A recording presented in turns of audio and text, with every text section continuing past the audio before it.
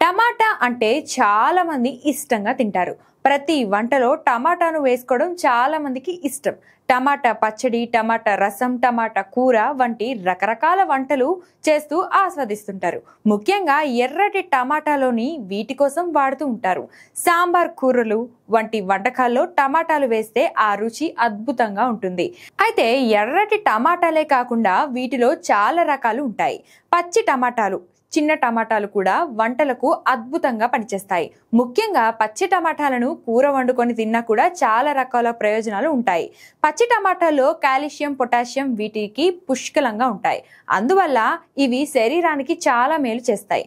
అంతేకాదు వీటిలో విటమిన్లు ఏ, సి కూడా ఉంటాయి. అయితే పచ్చి టమాటాలను తినడం వల్ల శరీరానికి కాల్షియం, విటమిన్ కే శరీరానికి అందుతాయి.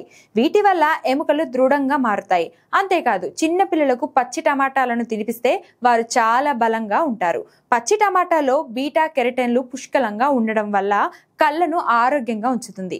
అంతేకాదు విటమిన్ ఏ ఇందులో ఉండడం వల్ల చర్మం, జుట్టు ఆరోగ్యంగా ఉండేలా సంరక్షిస్తుంది. టమాటాలో యాంటీ ఆక్సిడెంట్లు కూడా ఉండడం వల్ల క్యాన్సర్ వంటి ప్రాణాంతక వ్యాధుల నుండి నివారణ కల్పిస్తాయి.